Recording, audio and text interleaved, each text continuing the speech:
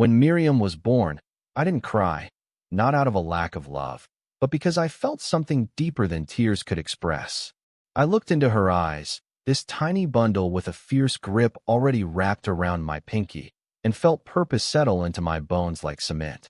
Her mother, Angela, was still recovering when I whispered to our daughter, "I will never let anything happen to you." It wasn't a vow, it was a declaration. For years, I lived by those words.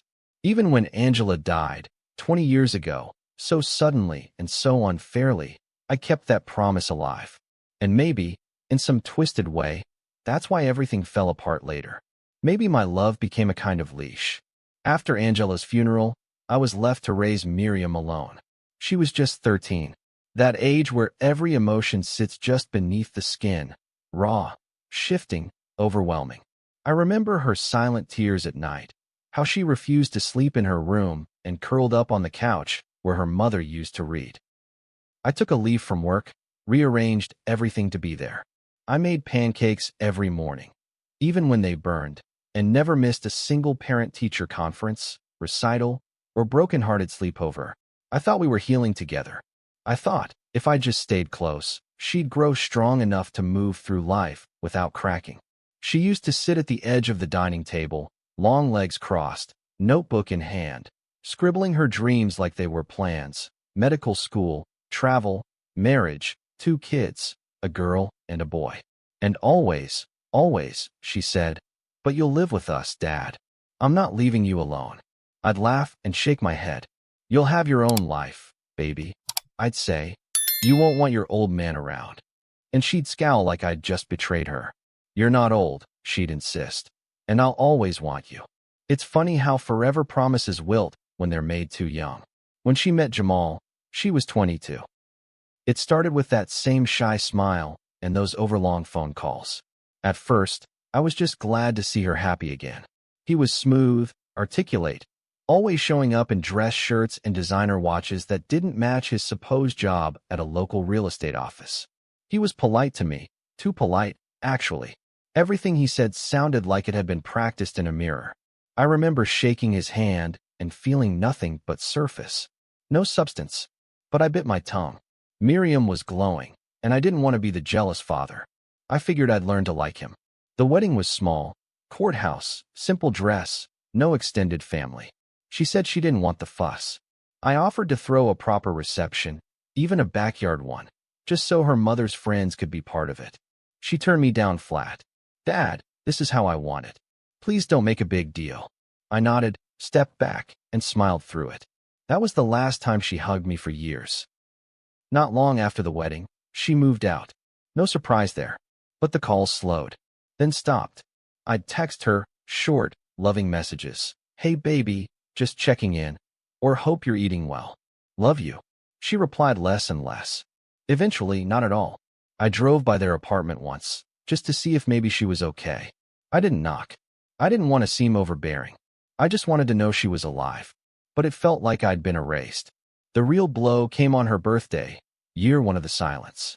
I sent a gift, nothing extravagant, just a gold locket with her mom's photo inside, something I'd kept aside for a special moment. Days passed. No call, no message. Then the box came back, unopened. I stood in the hallway holding it like a cinder block had landed in my chest. It was the kind of pain that doesn't make you cry right away, it just hollows you out. I sat on the edge of the couch and stared at the return label for what felt like hours. It was like she had died too. Friends told me to move on, to give her time, to let her figure herself out. But how do you let go of someone you raised with your own hands? I wasn't just her father. I had been her only parent, her cook, her driver, her emotional landing pad. Every scraped knee, every heartbreak, every graduation photo, I was there. I was her safety net. And then, suddenly, I was a stranger. I couldn't understand it, and the not knowing gnawed at me worse than any answer could have. 3 years in, a friend from church mentioned seeing her at a grocery store. She looked different, they said, hesitating, like she was trying too hard to look happy. I nodded, not knowing what that even meant. Apparently, she had 2 kids now, a boy and a girl, just like her notebook dreams. That hit harder than I expected. I didn't even know I was a grandfather. No pictures, No calls. Nothing. I cried for the first time in years that night. Ugly, heaving sobs that bent me over my own kitchen counter. I started keeping a journal, not because I thought she'd ever read it, but because I had to say something to someone. Every page began with "Dear Miriam," and I'd write about my day, about her mother, about the dog she used to love, the weather, my health. I wrote like she was still beside me. And maybe, in my mind, she was. Maybe that was the only way I could breathe without falling apart. Years passed. 10, to be exact. 10 long years of silence, of birthdays alone, of making will updates she'd never read. And then, out of nowhere, she showed up again. Standing in the doorway, face older, eyes colder. She didn't smile. She didn't even say hi. She just said, "I'll talk to you again if you transfer the house and the other properties into my name." And well, that's where the real story began. The silence was never clean. It wasn't the kind of absence where things are simply quiet and still. It was jagged, full of what-ifs and unfinished conversations. It echoed.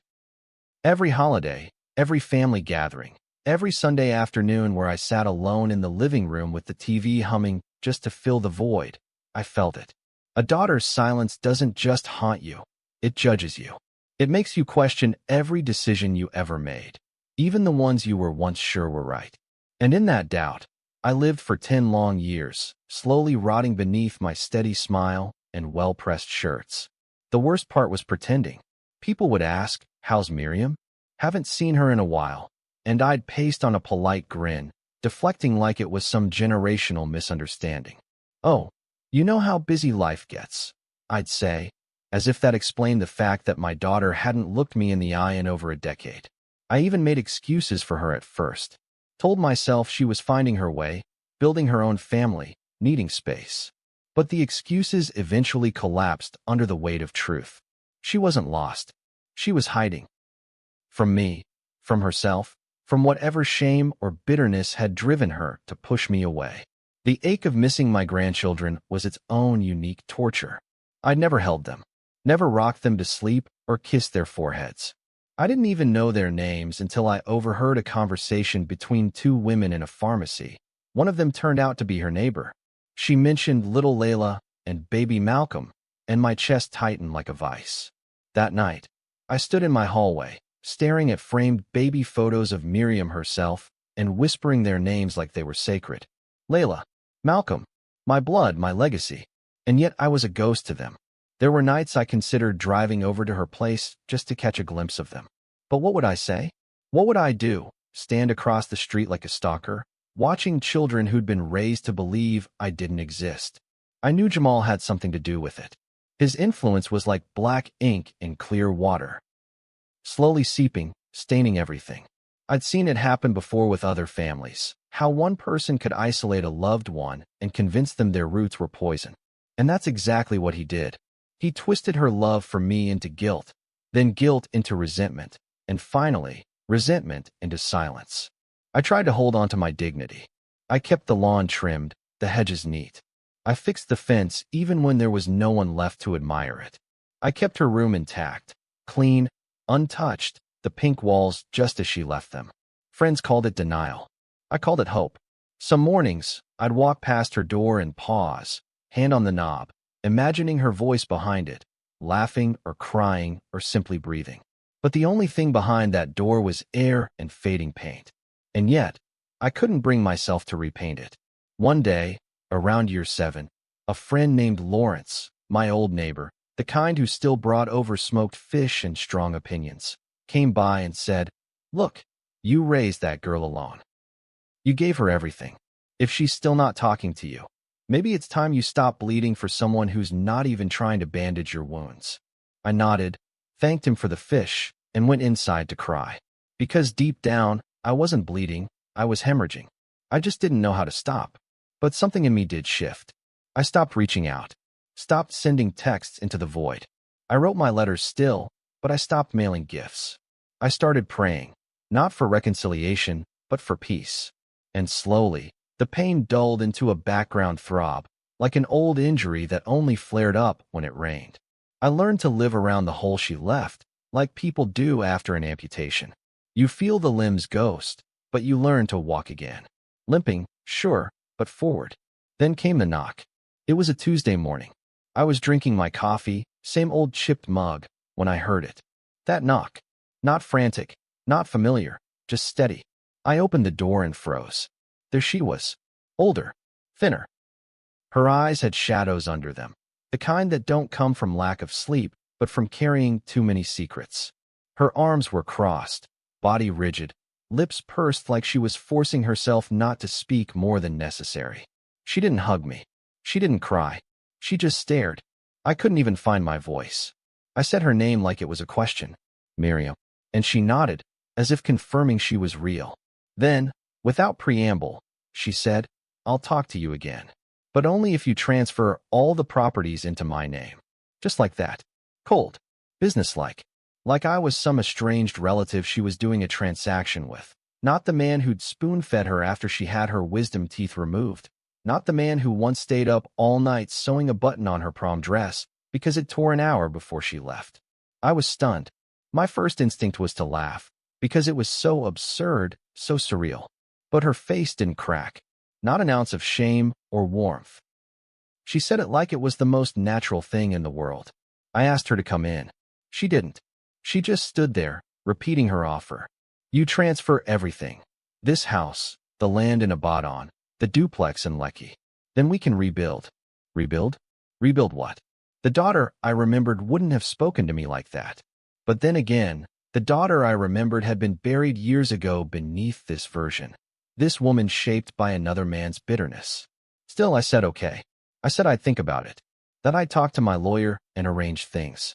She nodded, satisfied, gave me a number to call, then turned and walked away without a backward glance. I stood in the doorway long after she left, wondering what part of me had died during that exchange. Was it the father in me? The protector? Or just the fool who still believed love could bring someone home? But here's the thing. I didn't call the lawyer to transfer anything. I called someone else. Someone who had been watching Jamal long before I even knew the truth. A private investigator. Because if they were going to use my love for my daughter against me, then I was going to use the one thing I had left, my patience, to strike back. 4 days after that conversation, I walked through my house like a man underwater, moving, breathing, surviving, but detached from everything. Her words echoed louder than any sound in the room. Transfer everything, then we can rebuild. Rebuild. The audacity of that offer turned my stomach, and yet there was still a small voice, deep inside my chest, whispering, maybe this is your only way back to her. Maybe this is the price of being a father. That voice was a liar, but it knew exactly which nerve to press. After all, what father wouldn't trade a deed for a daughter? But I didn't let emotion drive me. I let instinct take over. I'd lived too long, worked too hard, and watched too many people fall for the kind of love that comes with conditions. That wasn't the love I had raised Miriam with, and it wasn't the love I was going to accept now. So I dug in, called Richard, an old friend from my early years in real estate, who'd retired and taken up private investigations as a sort of post-career hobby. He wasn't licensed in the official sense, but he was smart, meticulous, and well-connected in ways I'd learned to respect. You're finally ready to look? He asked, no judgment in his voice. Yes, I replied. And I need everything you can find on Jamal. What came back over the next few weeks was worse than I expected. Jamal had a trail of deceit wrapped in a polished smile. His real name wasn't even Jamal, it was Aluwazian. That alone wouldn't have meant much, but he had used at least 3 other names over the past 15 years. The paper trail was shallow. He knew how to disappear just before things got serious. But the personal stories were plentiful. There was a woman in Port Harcourt, another in Abuja. Each one had fallen for him the way Miriam had. Each one had invested, emotionally, financially, only to be left in ruins. One of the women, Amina, was still trying to recover after he wiped out her savings and ghosted her when she became pregnant. The baby didn't make it, and she hadn't heard from him since. She sent photos, bank transactions, voice notes where he promised marriage, love, a future. It was like listening to a rehearsed script with minor changes. I recognized the rhythm in his voice. It was the same one that had wormed its way into my daughter's heart. The same false tenderness he used at our dinner table years ago, before he stole her from me. I sat with those stories, let them infect me. The anger that rose wasn't sudden. It was slow, like boiling water. But it was pure, because suddenly, it wasn't just about me. It wasn't just about my house, or land, or pride. It was about the other fathers, the other daughters, the other homes torn apart by this man's greed. And now, he had come for me too. The last card he held was my daughter, and damn it, I wasn't going to let him play her like that any longer. I told no one, not even Lawrence, who had always been my sounding board. I wanted silence, control, precision. I met with my lawyer to prepare documents, not for a transfer, but for an appearance. I made a show of it. I let Miriam know things were moving forward. I asked her to choose a day, a location, and she picked a neutral ground, a business center downtown, where a notary could handle the paperwork. She wanted it professional, clinical, no room for sentiment, she said. And again, her voice, it wasn't hers. It was his, tucked inside her throat, wearing her face. On the day of the meeting, I dressed carefully, not in a suit. No, that would have given too much away. I wore the same clothes I used to wear when I picked her up from school. Old jeans, soft flannel shirt, the kind of look that said, Dad, not adversary. She arrived with him, of course. Jamal, slick as ever, new sunglasses, gold chain gleaming beneath his collar. He smiled when he saw me. Too wide, too confident. I extended my hand, and he shook it like a man already counting the money. Nice of you to come through, he said. Family should stay united. I nodded. I couldn't agree more. We entered the building. Papers were laid out. The notary, unaware of the storm brewing beneath the surface, began reading through the standard disclaimers. And then, just before I picked up the pen, the doors opened behind us.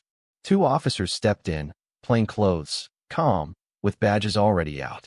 Jamal turned slowly, the smile sliding off his face. Mr. Oluwaseun Adewale, the lead officer said, you're under arrest for fraud, identity theft, and financial coercion. You have the right to remain silent. I stepped back, watched it unfold like a movie. Miriam froze, eyes wide, mouth slightly open. She didn't move, didn't speak. He tried to resist, of course, tried to say it was a mistake, that they had the wrong man. But the evidence was overwhelming. Statements, witnesses, even recorded calls. The officers didn't flinch. They cuffed him, read him his rights again, and led him away. I watched my daughter watch him, her expression a slow crumble, like she was seeing a stranger for the first time. She didn't cry, but her hands shook. Her lips pressed tight like she was holding something inside. Fear, maybe, or the sudden collapse of every lie she'd built her life around. She didn't look at me as they took him, and I didn't force it. I stood quietly, waiting. When the room finally emptied, I spoke. I wanted to believe you came back because you missed me, because you realized what we had was worth something. But you didn't. You came because he told you to. And that hurts more than the silence. She stared at me, lips trembling, and whispered, I didn't know. I believed her, but it didn't change anything. We walked out separately. She didn't ask for a ride. I didn't offer. The silence between us now was heavier, but it wasn't hollow. It was full of consequence, of truth. And I knew then, whatever happened next, I had drawn a line, and I wasn't stepping over it again. The drive home after the arrest felt longer than it should have. My hands were steady on the wheel, but inside, I was unraveling, thread by thread. The streets blurred past, familiar yet foreign, like the whole world had shifted just a few inches to the left. I had spent years praying for some version of that day, imagining reconciliation, dreaming of a tearful reunion with my daughter, of grandchildren finally sitting on my lap. But when it finally came, it wasn't love that opened the door, it was greed. And instead of finding peace, I had walked straight into a confrontation with everything I feared was true. Back in my house, I sat down in the living room, same spot I had occupied 1,000 times before, and listened to the silence. This time, though, it wasn't empty. It was filled with aftershocks. I could still hear the shuffle of the officer's boots, the clink of the handcuffs, the faint gasp Miriam made when she realized the man she trusted, loved, was a fraud. I wanted to feel triumphant. I wanted to feel vindicated. But instead, all I felt was hollow. Winning this kind of war doesn't leave you with medals. It leaves you with questions. Questions that don't have comforting answers. The next morning, the headlines started spreading like wildfire, especially online. Notorious conman arrested in Lagos property scam. His mugshot was everywhere, paired with older, polished photos that painted two wildly different men. There were quotes from Amina, even a voice clip of her saying, "He ruined my life, but I hope no other woman ever falls for his lies again." My phone lit up with calls, mostly from old friends and business partners. Some congratulated me for being smart. Others were more cautious. "So what now?" they asked. But that was the question I didn't have an answer for. 3 days passed before I heard from Miriam. Not directly, of course. She didn't call or text. Instead, I got a visit from a woman named Rita. One of her childhood friends I hadn't seen in nearly 15 years.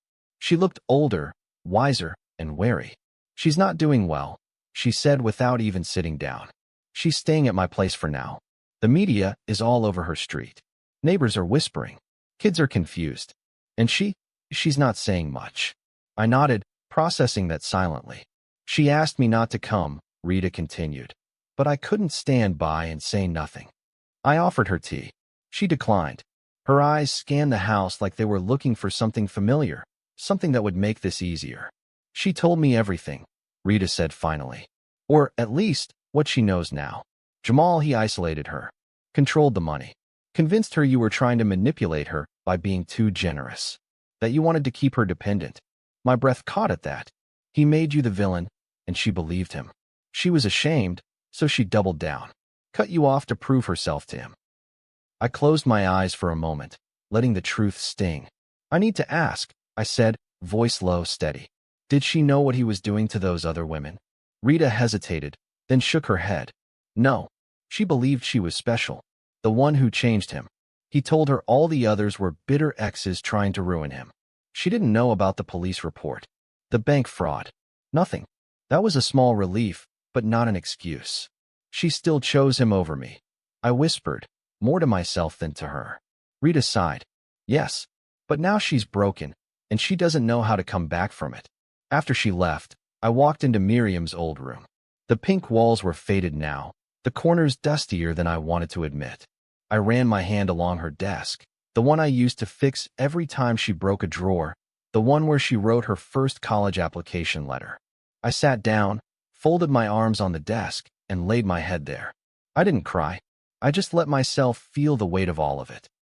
The betrayal, the regret, the years wasted. And beneath all of it, a truth I hadn't wanted to face. She might never come back. Not really.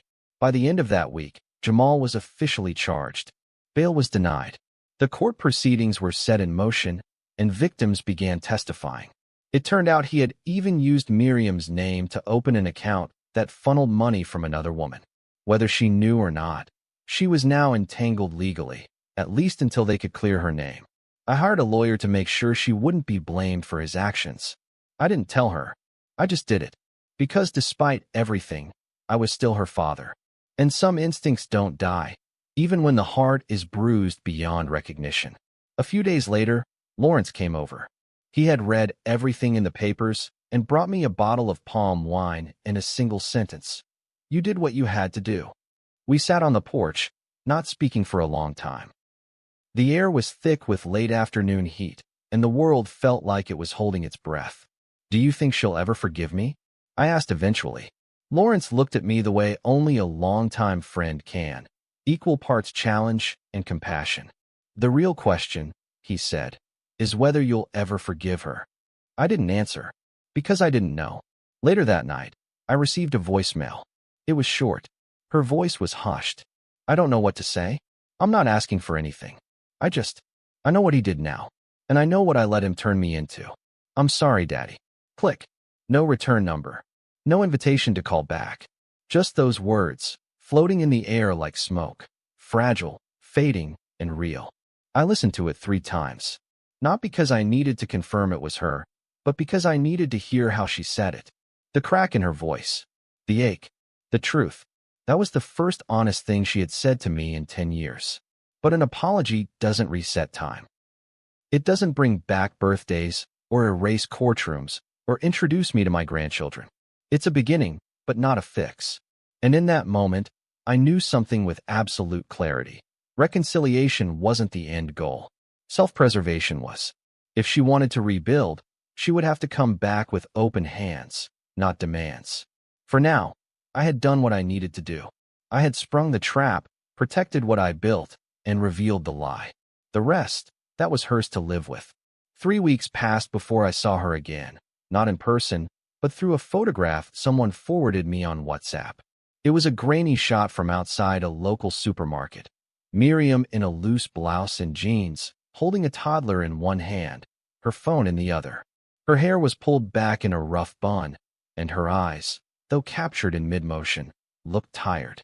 Not just exhausted from parenting, but worn in the way people get after their illusions shatter and nothing fits the way it used to. I stared at the photo far longer than I should have, my thumb trembling as I zoomed in on the child beside her. A girl, maybe 5 years old. Layla. The ache that photo stirred in me was something I hadn't felt since I first received the returned gift box, years ago. But this was sharper, because now I could see them, my daughter and granddaughter, alive and navigating the world, and yet I remained invisible to them. I wasn't a memory. I wasn't a lesson. I was just a stranger, one who used to mean everything. I closed my phone and set it face down on the table.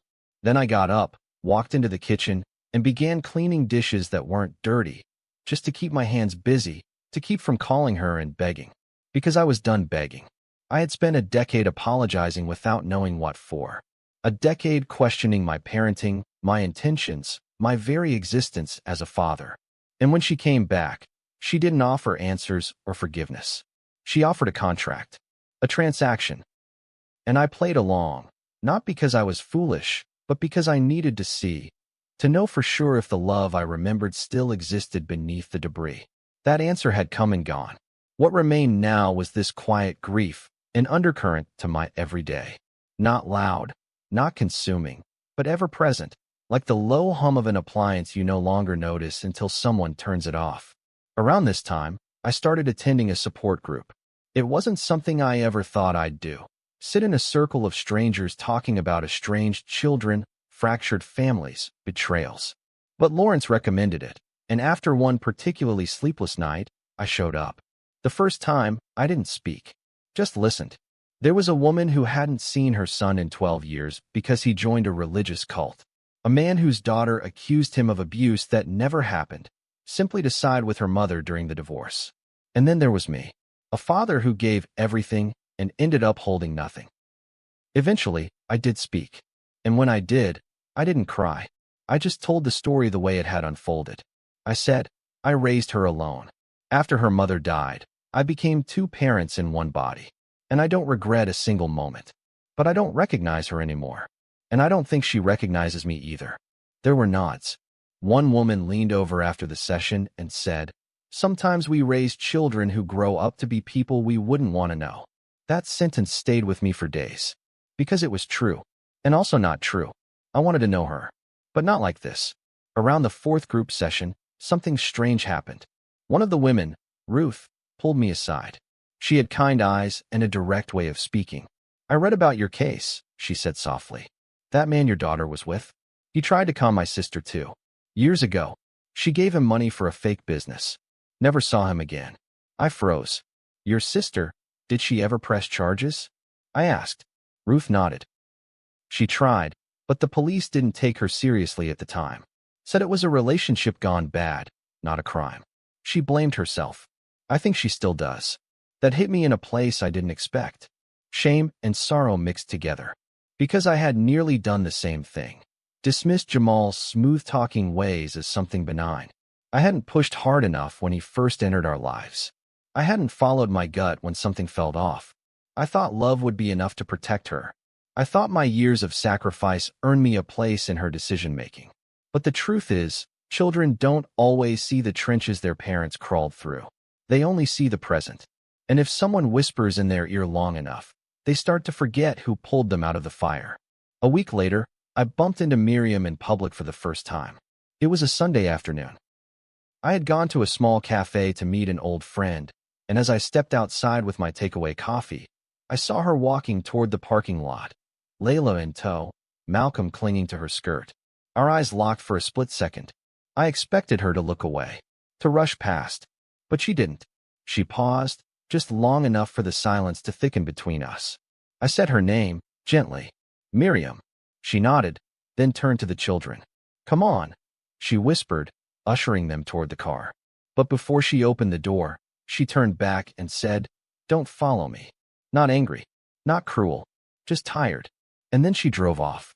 That night, I sat on the porch long after the sun had dipped below the trees. The air smelled of jasmine and quiet. I replayed that moment at least 20 times in my mind. The look in her eyes, equal parts recognition, sadness, and guilt. She didn't hate me. That was clear. But she didn't know how to face me either. And maybe she never would. I could live with that. Because some wounds don't heal. They don't scab over. They stay open, raw in places no one else can see.